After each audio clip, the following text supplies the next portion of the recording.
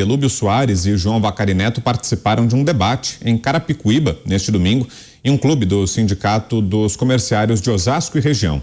No evento intitulado Quando a Política se Vale da Justiça, os dois se defenderam das acusações que os levaram à prisão pelo Mensalão e pelo Petrolão, enquanto Delúbio se gabou de não ter mais nenhum processo criminal em curso após a anulação dos processos da Lava Jato. Vacari, que passou 1.483 dias preso, ainda responde a 7 processos, mirou o futuro. Ele disse, abro aspas, vamos disputar os vereadores, os prefeitos, mas não vamos esquecer de que nós temos que organizar a nossa base para os enfrentamentos. Destacando que o PT segue vivo, mesmo após as previsões de que os processos de corrupção acabariam com o partido, ele fez uma previsão, aspas mais uma vez. Outra coisa que eu sempre disse, nós ainda vamos ver Sérgio Moro sendo preso. O motivo eu não sei, mas ele vai ser preso, fecha aspas. E aí, Cláudio Dantas, muita coincidência, Dantas? É muita coincidência, né? De fato, como eu mencionei antes, o Delúbio deve ter ali um quê de mãe de Ná. É curiosa, né, a declaração dele. Curiosa não, é debochada.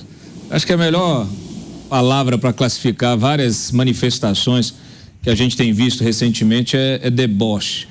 Ela é debochada, porque ele diz que o Sérgio Moro vai ser preso. Não importa o motivo, ele será preso. Alguém deve ter dado essa garantia a ele. Será que foi o Lula? Quem será que foi? Porque uma coisa é falar isso como no conflito, no embate político, né? O que me preocupa é que alguém do meio jurídico tenha dito isso a ele.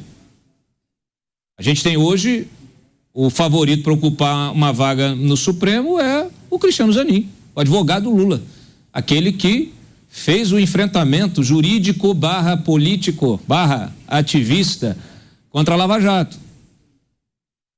Descobriu aí uma tese, né? Desenvolveu uma tese de lawfare e disse que a Lava Jato era política, mas quem fazia a política era o advogado.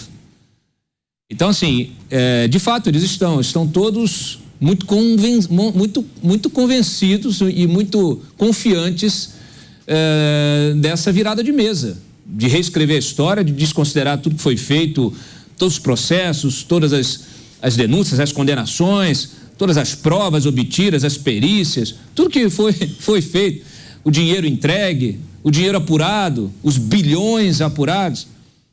Eu fico imaginando agora o que o Emílio vai dizer no livro dele, depois de ele ter reconhecido durante a sua colaboração premiada que era quem financiava o Lula desde a época do sindicato. E sabe o que o Emílio ganhou? Acesso privilegiado para definir a estratégia econômica do país. Claro, ele só deu uma endireitadinha ali para beneficiar o seu próprio grupo, que se tornou o maior grupo econômico da América Latina.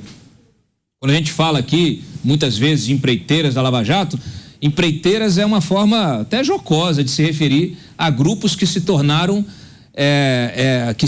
grupos, mega grupos que tinham atuação em diversas áreas estratégicas da economia.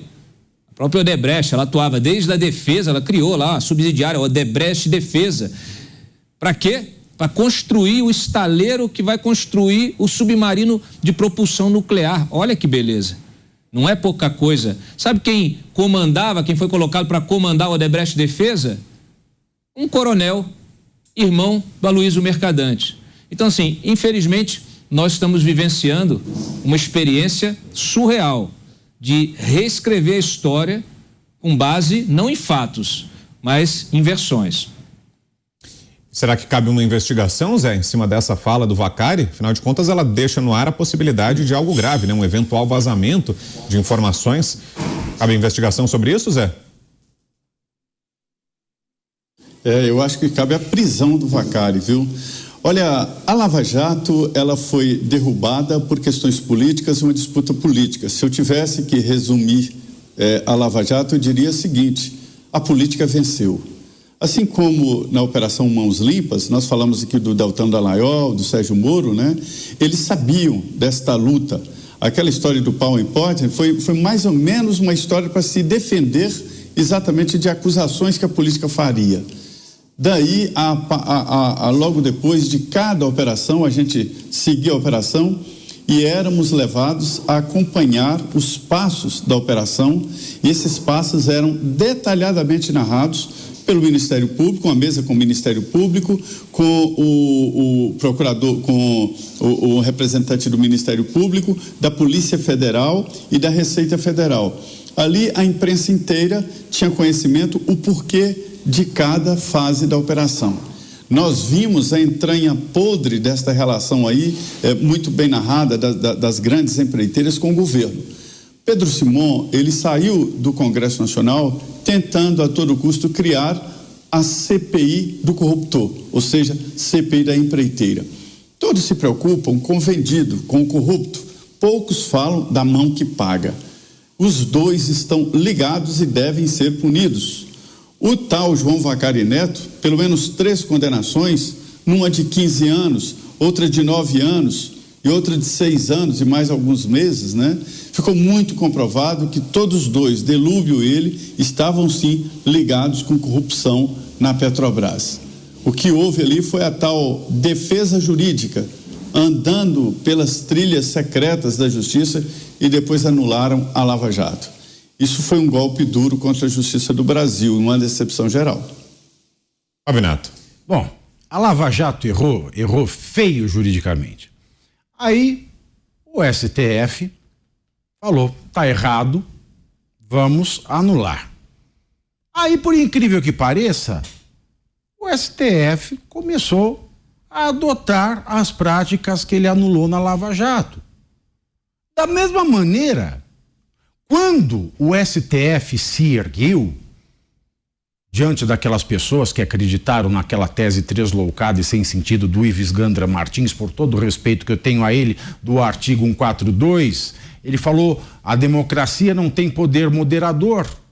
E para que ela reprimisse esse intento do 142, absurdo, diga-se de passagem, ele passou a atuar como um poder moderador. À medida que um bom jurista criticava o juiz Sérgio Moro por ser um juiz mais midiático do que circunspecto ao caso sério que ele levava a cabo, nós temos ministros do STF que agem como se fossem as grandes estrelas hollywoodianas sobre as estrelas nacionais lá de Curitiba. Quando eu vejo a PGR, só voltando um pouquinho nesse caso do Moro, denunciando o Sérgio Moro pelo mal que fez, eu digo, ela fez certo, fez. Ele cometeu um ilícito, cometeu. Não poderia ter dito isso do ministro Gilmar Mendes? Não poderia. Isso é juridicamente certo? É. Mas a partir do momento em que a PGR só faz essa denúncia para um lado e não para o outro, a partir do momento em que ela escolhe aqueles aos quais o peso da lei se aplica, a aplicação que era jurídica, que era legal, que era democrática, deixa de ser. E o direito então se transforma no que se transformou no Brasil. O direito não é mais uma garantia do cidadão, o direito não é mais um instrumento de pacificação e harmonia social, o direito não é mais um fator de segurança, o direito não é mais um direito, o direito é apenas uma arma branca para a coação daqueles que não são amigos do poder. Quem não é amigo do poder está sujeito à aplicação das penas da lei. Aqueles que são, não precisa. Deixa a lei para lá. Vamos aplicar a lei quando precisa. Quando nós nos sentimos acuados, muitas vezes nós estamos na rua, paramos numa blitz policial e a gente às vezes fica mal com o modo rude com o qual o policial nos aborda, e a gente olha em volta, tem aquele monte de crime acontecendo, a gente fala, a lei serve para quê? Para coagir quem está quieto e não para ser usado indiscriminadamente, o que deveria ser.